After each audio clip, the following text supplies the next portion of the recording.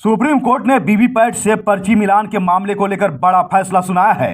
Court ने EVM के साथ वीवीपैट का इस्तेमाल करके डाले गए वोटों के 100% वेरिफिकेशन की मांग करने वाली सभी याचिकाओं को खारिज कर दिया है। इसके साथ ही कोर्ट ने बैलेट पेपर की मांग को लेकर दर्ज की गई याचिका भी खारिज कर दी है। जस्टिस संजीव खन्ना और जस्टिस दीपांकर दत्ता की बेंच ने यह फैसला सुनाया है। आपको बता दें कि एसोसिएशन फॉर डेमोक्रेटिक रिफॉर्म्स और कुछ दूसरे संगठनों ने याचिका दायर कर वीवीपैट से पर्चियों की मिलान की मांग की थी, जिसको लेकर सुप्रीम कोर्ट ने साफ कर दिया है कि ईवीएम से ही वर्तमान समय में भी वोट डाले जाएंगे और ईवीएम वीवीपैट का 100% मिलान नहीं किया जाएगा। कोर्ट ने यह भी कहा है कि 45 दिन तक वीवीपैट की पर्ची सुरक्षित रखी जाएगी।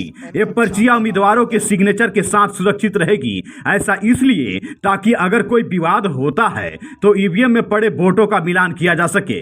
इसके साथ ही कोर्ट ने चुनाव के बाद सिंबल लोडिंग यूनिट्स को भी सुरक्षित रखने का आदेश दिया है।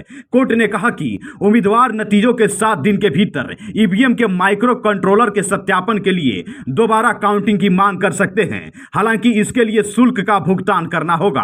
कोर्ट ने कहा कि वीवीपैट मिलान का खर्च उम्मीदवारों को ही उठाना होगा। इसके साथ ही कोर्ट ने बैलेट पेपर से चुनाव कराने की मांग को भी खारिज कर दिया है, जिसके बाद से देश की राजनीति और भी अधिक गर्मा गई है। सुप्रीम कोर्ट के इस आदेश पर पीएम मोदी ने विपक्षी नेताओं को घेरते हुए कहा कि ईवीएम वीवीपैट पर सुप्रीम कोर्ट ने जो फैसला दिया है वो कांग्रेस और इंडी गठबंधन के चेहरे पर तमाचे जैसा है।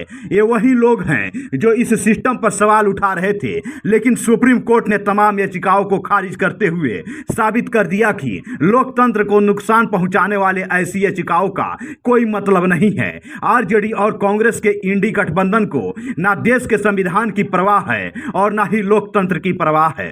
ये सब वही लोग हैं जिन्होंने दशकों तक बैलेट पेपर के बहाने गरीबों का अधिकार को छीना है। पहले पोलिंग बूथ और बैलेट पेपर लूट लिए जाते थे। बिहार के लोग साक्षी हैं कि कैसे आरजेडी और कांग्रेस के शासन में बैलेट पेपर पहले लूटे जाते थे।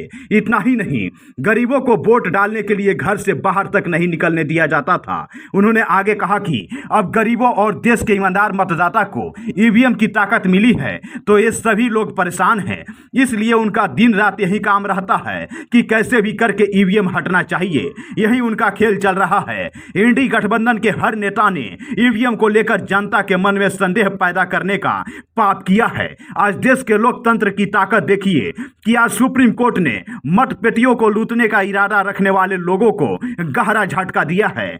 अब उनके सारे सपने चूर चूर हो गए हैं। पीएम ने आगे कहा कि आज सुप्रीम कोर्ट ने साफ कर दिया है कि बैलेट पेपर वाला पुराना दौर अब वापस लौट करके नहीं आएगा। आज जब पूरी दुनिया भारत के लोकतंत्र की तारीफ करती है, तब ये लोग अपने निजी स्वार्थ के लिए ईवीएम को बदनाम करने में लगे पड़े हैं। इन्होंने लोकतंत्र के साथ लगातार विश्वासघात करने की कोशिश की है, लेकिन आज इन्हीं लोगों को देश की सर्वोच्च अदालत ने ऐसा करारा तमाचा मारा है कि ये मुंह ऊपर करके देख भी नहीं पाएंगे।